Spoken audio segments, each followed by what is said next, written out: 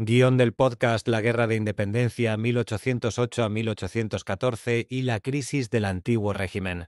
Introducción. Bienvenidos a nuestro podcast educativo. Hoy nos adentraremos en uno de los periodos más trascendentales y convulsos de la historia de España, la Guerra de Independencia, que se extendió desde 1808 hasta 1814, y la profunda crisis del antiguo régimen que la precedió y acompañó. Este conflicto no solo redefinió las fronteras y el poder en la península ibérica, sino que también sentó las bases para la configuración de la España contemporánea. Comprender este periodo es fundamental para entender el devenir político, social y cultural de nuestro país en los siglos venideros. Prepárense para un viaje a través de intrigas palaciegas, levantamientos populares, batallas épicas y el nacimiento de nuevas ideas que cambiarían para siempre el destino de una nación. Acompáñenos en este recorrido por la historia. Y la España de Carlos IV, un reino en crisis. Para comprender la magnitud de la Guerra de Independencia es crucial situarnos en el contexto de la España de Carlos IV, cuyo reinado, 1788 a 1808, fue un caldo de cultivo para la crisis del antiguo régimen. Este periodo se caracterizó por una inestabilidad política creciente y el colapso progresivo de las estructuras tradicionales.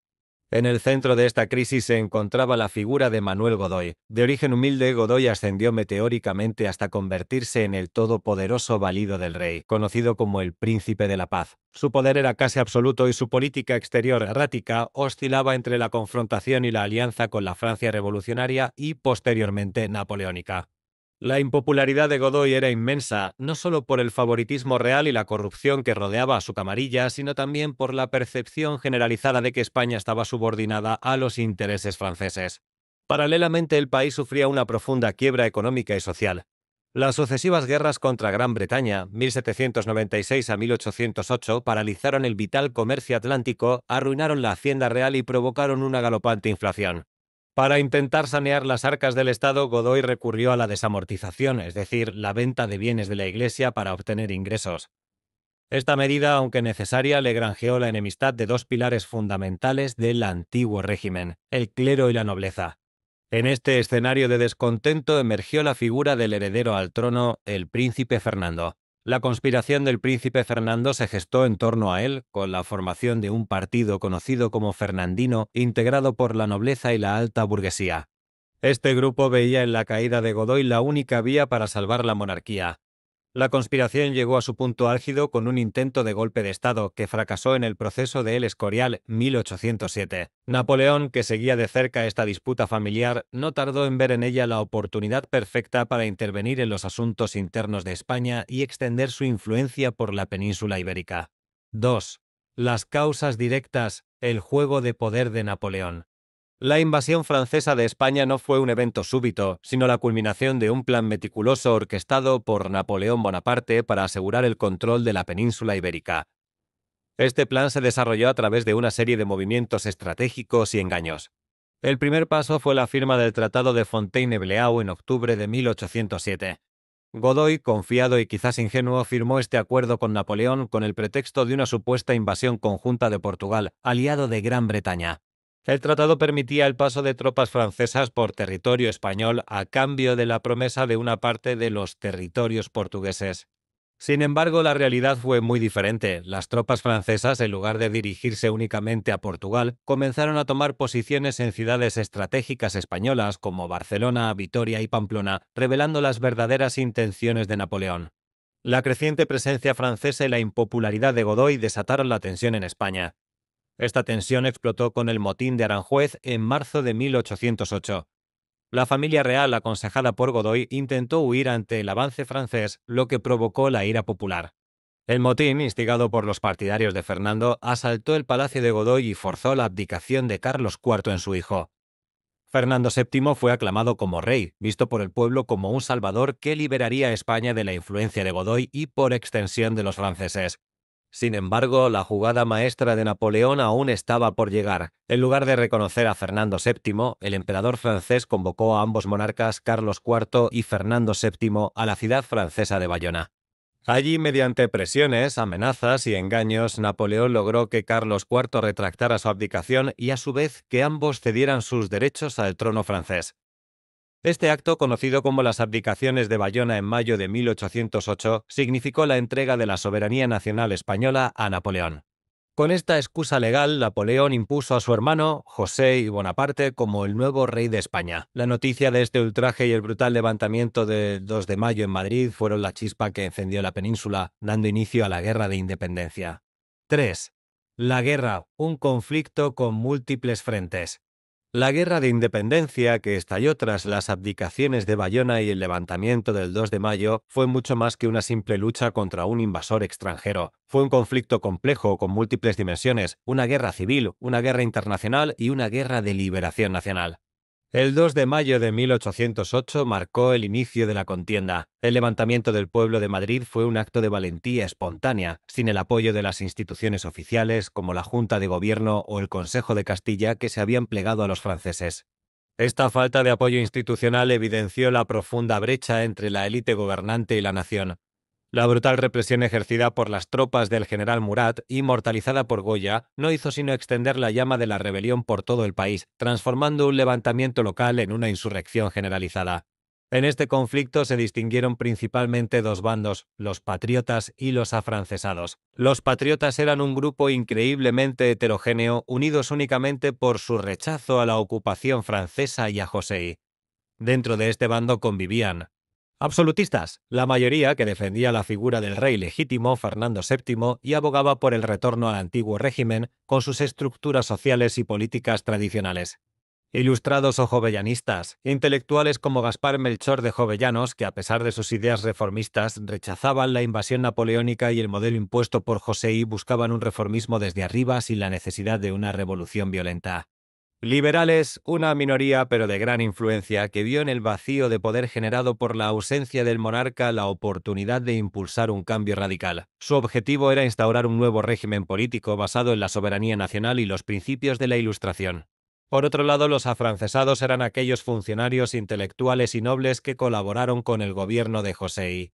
A menudo han sido estigmatizados como traidores, pero muchos de ellos creían sinceramente que el reinado de José I representaba la única oportunidad de modernizar el país, acabar con las obsoletas estructuras del antiguo régimen y evitar una revolución violenta. Figuras prominentes de la cultura española, como Francisco de Goya o Leandro Fernández de Moratín, se encontraron en esta difícil y controvertida posición. La guerra se desarrolló en tres fases principales. Primera fase, 1808, finales de 1808, la resistencia heroica y la primera derrota de Napoleón. Tras el 2 de mayo, la capacidad de autoorganización del pueblo español se manifestó en la formación de juntas provinciales que asumieron la soberanía en ausencia del rey. Posteriormente, estas juntas se unificaron en la Junta Suprema Central. El hito más significativo de esta fase fue la Batalla de Bailén, julio de 1808, donde el ejército español infligió una derrota inesperada a las tropas napoleónicas. Fue la primera vez que un ejército del emperador era vencido en campo abierto, lo que obligó a José a huir de Madrid y al ejército francés a replegarse, un hecho impensable hasta entonces. Segunda fase, 1808 a 1812, el dominio francés y la guerra de desgaste. Humillado por la derrota de Bailén, Napoleón decidió intervenir personalmente en España, poniéndose al frente de la Grande Armée, un ejército de 250.000 hombres.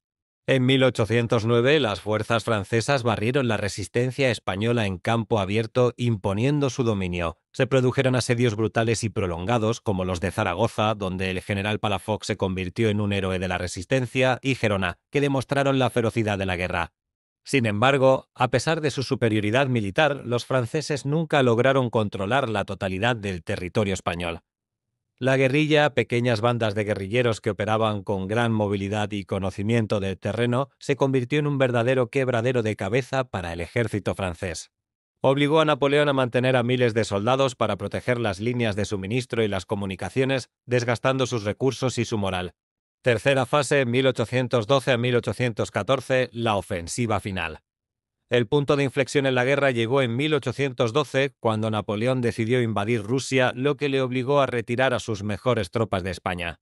Esta circunstancia fue aprovechada por el ejército anglo-hispano-portugués comandado por el duque de Wellington. Las fuerzas aliadas lanzaron una ofensiva decisiva, logrando victorias cruciales como la Batalla de Arapiles, Salamanca 1812, que marcó un antes y un después en la contienda. Le siguieron las victorias en Vitoria y San Marcial, 1813, que sellaron la retirada definitiva de las tropas francesas de la península. Presionado en todos los frentes, Napoleón se vio obligado a firmar el Tratado de Valencay 1813, por el cual devolvía la corona de España a Fernando VII, poniendo fin a la ocupación francesa y a la Guerra de Independencia. 4. Las consecuencias del nacimiento de la España del siglo XIX. La Guerra de Independencia, a pesar de su devastación, fue un catalizador para profundas transformaciones en España, marcando el nacimiento de la España contemporánea. Las consecuencias de este conflicto se sintieron en todos los ámbitos, desde la política hasta la sociedad y la relación con las colonias americanas. Mientras la guerra se libraba en la península, en la ciudad de Cádiz, la única que nunca cayó en manos francesas, se gestaba una verdadera revolución política. La Junta Central, consciente de la necesidad de legitimar la resistencia y sentar las bases de un nuevo orden, convocó unas Cortes Generales y Extraordinarias en 1810. A pesar de que los liberales eran una minoría en estas Cortes, lograron imponer sus tesis y principios. El fruto de su trabajo fue la Constitución de 1812, conocida popularmente como la Pepa, promulgada el 19 de marzo, día de San José. Este documento se convirtió en el primer texto constitucional de la historia de España y un referente para el liberalismo europeo. Sus principios clave eran soberanía nacional, el poder residía en la nación, no en el rey, un cambio radical respecto al antiguo régimen. División de poderes. Se establecía una clara separación entre el poder legislativo, ejercido por las Cortes, el ejecutivo en manos del rey y el judicial a cargo de los tribunales. Derechos individuales se reconocían y garantizaban derechos fundamentales como la libertad de imprenta, la igualdad ante la ley y el derecho de propiedad. Sufragio universal masculino indirecto, aunque no era directo, ampliaba significativamente la base electoral respecto a los sistemas anteriores. Monarquía constitucional. El rey, aunque seguía siendo la cabeza del Estado, debía jurar la Constitución y sus poderes quedaban limitados por ella. El impacto y legado de la Guerra de Independencia fueron inmensos. Por un lado, la guerra devastó el país, dejando un rastro de destrucción, pérdidas humanas y un profundo impacto económico. Por otro lado, despertó una fuerte conciencia de nación y un sentimiento de identidad colectiva frente al invasor. La Constitución de 1812, aunque de corta duración, Fernando VII la derogaría a su regreso en 1814, restaurando el absolutismo, se convirtió en el faro y el símbolo del liberalismo en España y en toda Europa, inspirando movimientos revolucionarios y constitucionales. Además, la guerra provocó la ruptura definitiva con las colonias americanas. Estas, al ver a la metrópoli ocupada y en crisis y al experimentar el vacío de poder, iniciaron sus propios procesos de independencia que culminarían en la formación de las nuevas naciones latinoamericanas. Conclusión. En resumen, la Guerra de Independencia, 1808 a 1814, y la crisis del antiguo régimen constituyen un periodo fundamental en la historia de España. Hemos explorado cómo la inestabilidad del reinado de Carlos IV, el ascenso de Godoy y las intrigas de Fernando VII crearon un escenario propicio para la intervención napoleónica. Las abdicaciones de Bayona y el levantamiento del 2 de mayo fueron la chispa que encendió un conflicto multifacético, donde patriotas de diversas ideologías y afrancesados se enfrentaron en un escenario de guerra total. La resistencia popular, la guerrilla y la intervención aliada de Wellington fueron clave para la expulsión de las tropas francesas. Pero más allá de la victoria militar, este periodo legó a España la primera constitución liberal, la de 1812, un faro de modernidad que, aunque efímero, sentó las bases para el futuro político del país. Asimismo, la guerra marcó el inicio del fin del imperio colonial español en América. Comprender la Guerra de Independencia es esencial para entender la compleja evolución de España en el siglo XIX y más allá. Fue un periodo de destrucción, pero también de nacimiento, el nacimiento de la conciencia nacional y de las ideas liberales que, a pesar de los vaivenes, terminarían por transformar la sociedad española. Esperamos que este recorrido histórico les haya sido de utilidad y les invite a seguir profundizando en este apasionante capítulo de nuestra historia. Gracias por acompañarnos.